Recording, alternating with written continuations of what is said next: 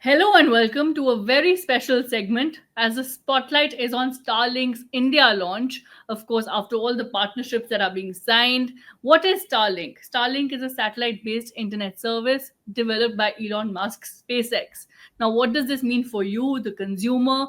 What does this mean for the sector at large? Well, to decode all of that, we have a very special guest with us. We have Ajai Puri. He is the former COAI chairman. He is also the former CEO of India and South Asia for Bharti Airtel. Thank you so much for your time. I'd like to begin by asking you look for the consumer and the user sitting at home. Starlink's India entry. What does this mean as far as pricing is concerned? What does this mean as far as speed is concerned? As someone who understands the sector very well, what should consumers in India expect? First of all, thank you very much, Sakshi, for getting me on your channel. Uh, these are exciting times for telecom, and I think before I even respond to your question of regarding Starlink or satellite telephony, I think it's important for our viewers to understand that there are two existing telephony mediums. One is terrestrial telephony, which is called wireless telephony, where the towers are used, satellite towers are used to beam the network and signals. And the other is a wireline telephony, which is basically carries the traffic on the fiber optics, and which is a wireline service in-house, in-home wireline service, which normally people are used to. So telephony is both in-house and on the street, and wireline is on in-house. Now there is a new telephony possibility, which is the satellite-based signal receiving, and that's what says Elon Musk company or Sunil Mittal's company, OneWeb, which he initiated earlier, they're trying to do. Now, all these mediums are complementary to each other, and they have their own strengths and their own weaknesses. Spacelink and on one web-based telephony, which is a satellite-based telephony, has the benefit of it is that it reaches every nook and corner basis the satellites. Satellite does not differentiate between my house versus your house, or my street versus your street, or my town versus your town. It just once the satellites are beamed over a particular country or particular geography or continent, then they just reach everywhere. So that's which terrestrial cannot do, because for terrestrial, for every kilometer or two, you have to put a tower to reach. And for the wireline, you have to put fiber to reach. So that's the basic fundamental difference. However, satellite telephony is likely to be costlier, significantly costlier, and possibly speed wise may not be as efficient as, certainly not as efficient as the wireline is, and possibly with 5G already in the space, it could barely compete there on the speed side. Uh, but it has own complications, because the receiving end of the customer, which is that mobile devices which consumer uses, has to have the ability to receive satellite based signals, which currently the set devices do not have. So for that to happen, devices will have to mature and will have to integrate wireline telephony, wireless telephony, which is already there in those devices. Through Wi-Fi, they get the wireline, and mobility, they already pick up all the signals on various levels. And they'll have to now integrate the satellite signals in the mobile devices, which will also increase the cost of such devices, incidentally.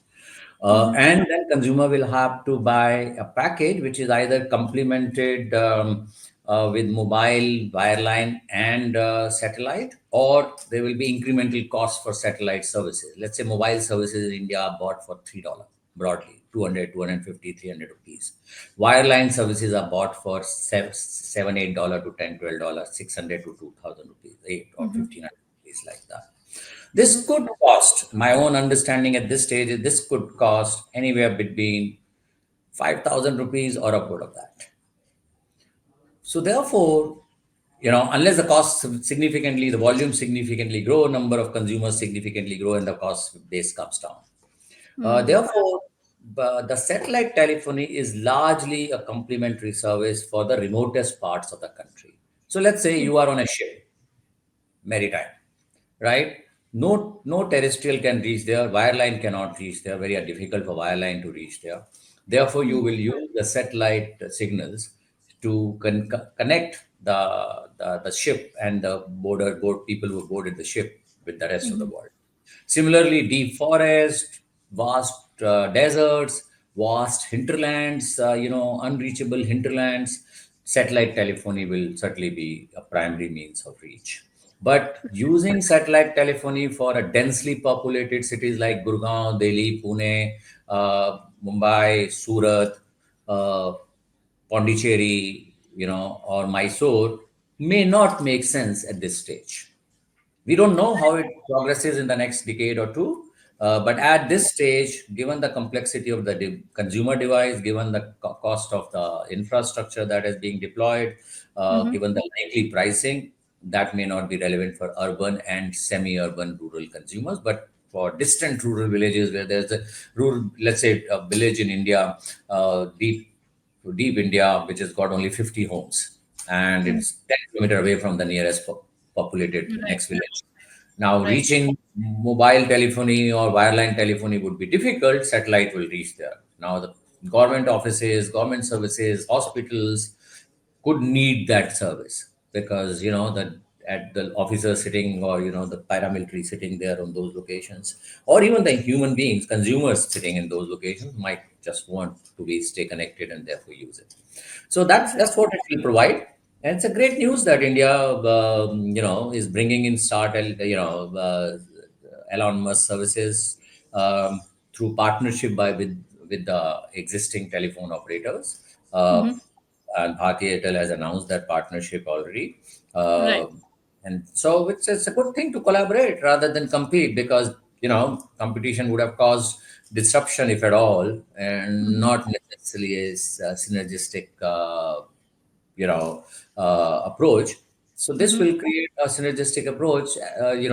Elon Musk gets in ready-made infrastructure to sell the services, to make the services available, visible, reach Mhm. India. India reach is not easy, and Right. Bharti would have as telephony space telephony partner for complementing its other services, and so on and so forth. So it makes sense. It makes comprehensive sense. That is Mhm. strategically. Let's see Right. how the volumes mature, how the volumes mature, and how the businesses convert Right. into revenue stream. Yeah, so a lot in wait and watch mode. Of course, regulatory hurdles and clearances also needed to be cleared by Starlink and for the India launch, really. But like you said, right, boosting connectivity may come at a cost, but this will help the remotest part of the country. And of course, you gave examples there. But when you were talking about competition to collaboration for the sector at large, very quickly, I want you to help our viewers understand. Of course, Sunil Bharti Mittal in a statement has said this will bring a new era of seamless global connectivity as well. So, from competition to collaboration for the whole sector, what could this mean? And could price points then be looked at differently and the dynamics be looked at differently? Yeah, I think it's again very important to understand the industry dynamics here. This is a category which is a capital intensive category, right? It is unlike FMCG, where with a 200, 300 crore of investment, you can start up a venture, or particular category or a venture. I'm just putting a number to it, and then compete on price. Hmm. This is a category where to start and serve India fully, you may need $40 billion, 2 lakh crore or something like that, or Hmm. 2 3 lakh crores. And every year you have to pump in another 2 3 billion dollar, another 10 15 20,000 crore to just stay abreast. And technology changes, 2G to 3G to 4G to 5G, and every change of technology needs 7 8 $10 billion of further investments, so and so Hmm. forth. Given that dynamics of industry investments, it is not worthwhile to do destructive competition in this category. It is always good to play a constructive competition, which is almost tantamount to borderline of collaboration, All right? right. Right. While consumer interests must be protected, and therefore we always say that there must be at least three full-fledged working, robust operators minimum in a country like India, and Hmm. with the government being the fourth operator, is Hmm. a good structure for telecom to have. Hmm. But it certainly does not warrant price destruction or or any destructive competitive play, like we have seen in in other categories like cola wars or XYZ or whatever. I don't think telecom needs and deserves to have those wars. I mean, not that we've not seen it, but we've only burnt our fingers whenever we've seen it as a category, as an industry in India. I mean, whether it was 2002 to 2006 phase or 2008 to 2012 phase or 2016 to 2020 phase. All the three phases, whenever the price led competitive destruction happened, billions and billions of dollars worth investments got eroded.